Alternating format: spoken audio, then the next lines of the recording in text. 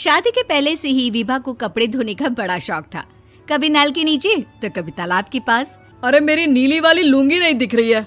विभा की अम्मा, कहाँ रखी है लुंगी? अरे वो तो विभा ने परसों ही धोकर रखी थी आपकी अलमारी में, देखो वहीं होगी। वो ना मैंने आज धो दी, मुझे लगा कि गंदी हो गई होगी। अरे कैसे गंदी हो गई थी? उसे तो मैंने पहना भी नहीं। हे भगवान, इस लड़की के कपड़े धोने की आदत से परेशान हो गया हूँ मैं। जितना तो घर में राशन नहीं आता, उससे कहीं ज्यादा डिटर्जेंट पाउडर का खर्चा है। इसकी शादी करवा दो, शादी। जाए अपने घर में ही करे काम, फिर चाहे घर के कपड़े धोने हो या पूरे गांव के। हाँ ठीक बोल रही हो, देखता हूँ मैं कोई लड़का। वो दिन भी आ जाता है जब विभा को देखने लड़के वाले आ जाते हैं। लड़की मुझे अच्छी लगी। होने वाली सास कहती है, बेटी अगर कुछ पूछना है तो पूछ लो। वैसे तो हमारी लड़की बहुत ही शर्मीली है, जो बोल दो वो मान लेती है, इसे क्या पूछना होगा। अरे कैसी बात कर रही हो माँ, मुझे इन लोगों के घर रहना है, सवाल तो कई है। हाँ हाँ बेटा, पूछ लो ना, क्या पूछना है। आप लोगों के घर कपड़े कौन धोता है? सास का मुंह बन जाता है। देखो, अगर तुम ये कहना चाहती हो कि तुम्हें कपड़े धोने नहीं आते तो सुन लो, कपड़े मैं ही धोती हूँ, लेकिन तुम्हारे आ जाने के बाद मैं रुमाल तक नहीं धोऊंगी। अरे चुप रहना भाग्यवान, बहू बेचारी घर आई नहीं, उसे डराना शुरू कर दिया। वो क्या है ना बिटिया, अभी तक तो ये कल्लू की माँ ही धोती थी, लेकिन अब तुम्हारे पापा तो दहेज में वॉशिंग मशीन देंगे ही।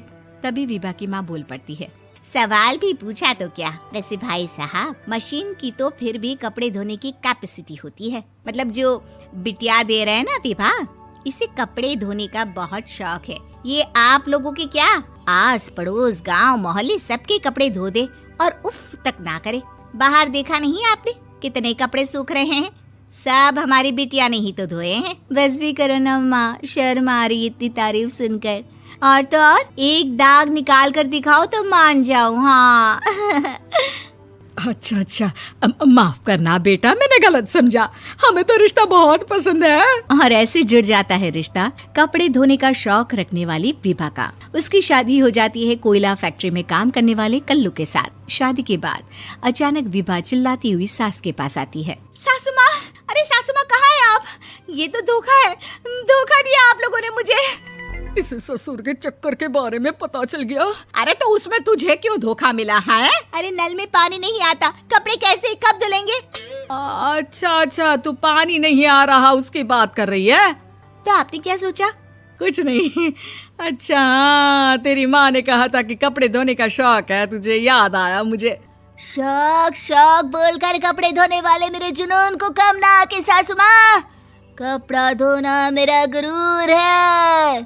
तभी पति भी वहाँ आ जाता है। अभी मैंने इसे सनी देओल की फिल्म दिखाई है, उसी के डायलॉग मार रही है माँ। अच्छा सुन, साफ साफ बता रही हूँ, पानी सुबह 4 से 6 और शाम को 10 से 12 आता है, समझी? विभा टाइमिंग सुनकर हैरान हो जाती है।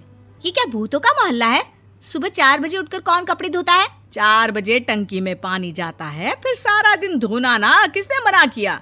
अरे कैसी बात कर रही हैं? 200 लीटर की टंकी में कितने कपड़े धो लूंगी मैं? सुबह ही उठ जाऊंगी मैं। अब क्या था, विभा सुबह 4 से लेकर रात के 12 बजे तक कपड़े ही धोती रहती। एक रोज सास पड़ोस से निकलकर कहीं जा रही होती है कि साथ वाली कहती है, हाँ कल्लू की माँ, जरा ये बताओ कि 2 साड़ी है, 2 ब्लाउज और एक पेटीकोट और एक नाड़े वाला लंबा कच्छा।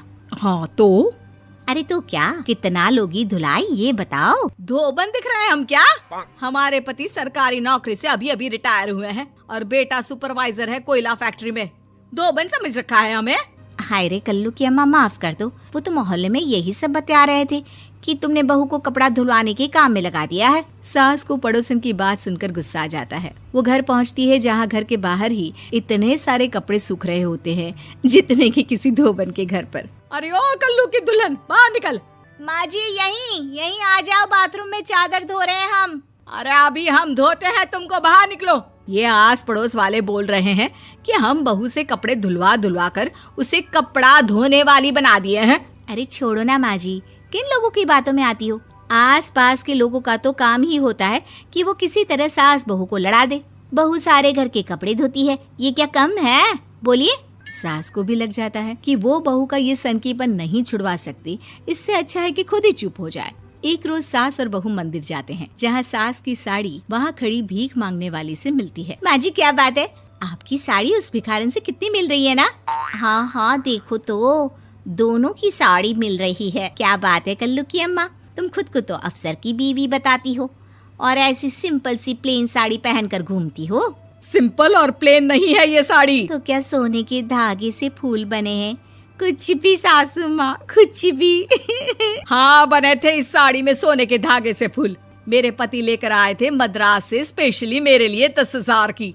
ताहे भाई साहब इस भिखारन के लिए भी सेम टू सेम साड़ी लेकर आए होंगे 10,000 की। सास उस वक्त तो कुछ नहीं कहती, लेकिन बहू के साथ घर आती है और अलमारी से एल्बम निकाल कर लाती है। ये साड़ी देख रही है, ये वही साड़ी है जिसे मैंने अभी पहना था। इस साड़ी में ये जो चमकदार फूल दिख रहे हैं ना, ये सोने के धागों से काटे गए हैं। लेकिन तू लोकल वॉशिंग मशीन ब्रश से घिस घिस कर सारे फूलों को निकाल कर साड़ी प्लेन कर दी। मुझे माफ कर दीजिए सासू माँ। और तो और, जब मैंने तुझे तेरी गलती के लिए कुछ नहीं कहा, लेकिन तूने तो सबके सामने मेरा मजाक ही बना दिया। क्यों? बहू को समझ में आ जाता है कि अब से उसका कपड़े धोना बंद।